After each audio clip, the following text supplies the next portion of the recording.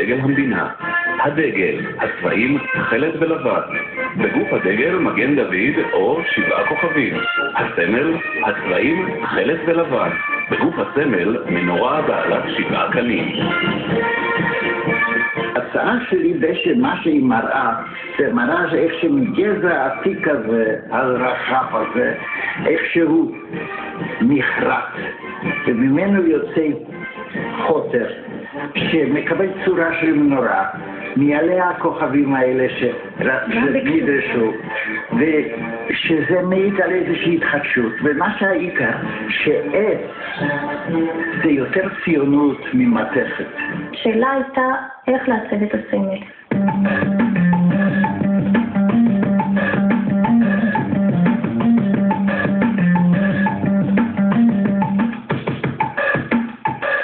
אז בוועדה מקדימה שהוקמה לפני, ועדת לממשלה שהוקמה לפני פרסום המודעה הזאת, נקבעו כבר העקרונות. אנחנו רואים כאן הצעות של דגל המדינה, יש כאן הצעה מעניינת של גרשון שוקן, עורך הארץ באותה עת, המגן דוד לדעתו בדגל הקיים הוא קטן מדי.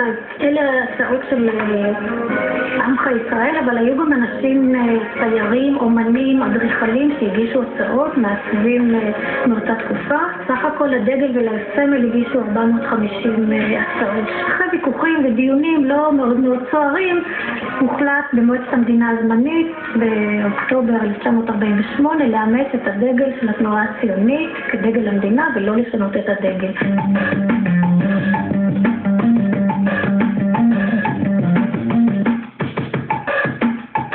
בינתיים יש לחץ להגיע לאיזשהו סמל, כי המדפיס הממשלתי רוצה להוסיף פספורטים והוא לא יכול.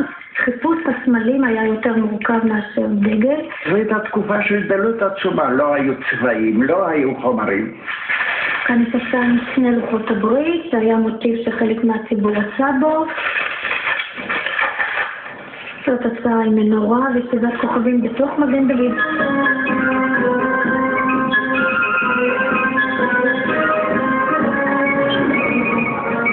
כאן יש לנו הצעה אחרת קצת מיוחדת. זה סמל שהרבה יותר ראוי למדינה, שעד היום אני מרגיש מזה שנבחר. מקסים וגבריאל שמיר, הם נתבקשו לעצב את הסמל על פי שער טיטוס. איך אתה מתייחס היום לסמל? היום? אני אוהב אותו, אני חושב הסמל שקיבלנו, לא, הסמל שהחליטו עליו.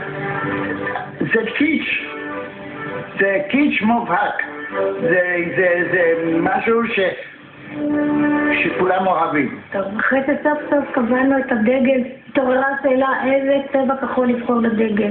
ולשם כך הוקמה ועדה מיוחדת, תיק מיוחד בשביל הנושא הזה, שכתוב עליו לא פחות ולא יותר, ועדה לקביעת צבע כחול של דגל המדינה.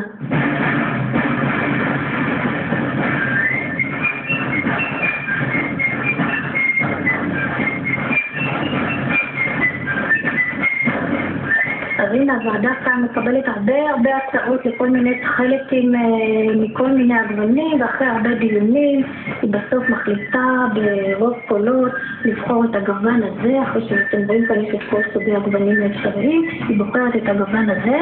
אז בואו נראה, האומנם התכלת הזה מתאים לתכלת הזה שנגדע כאן בסימן מיוחד? לא ממש, אבל בסדר.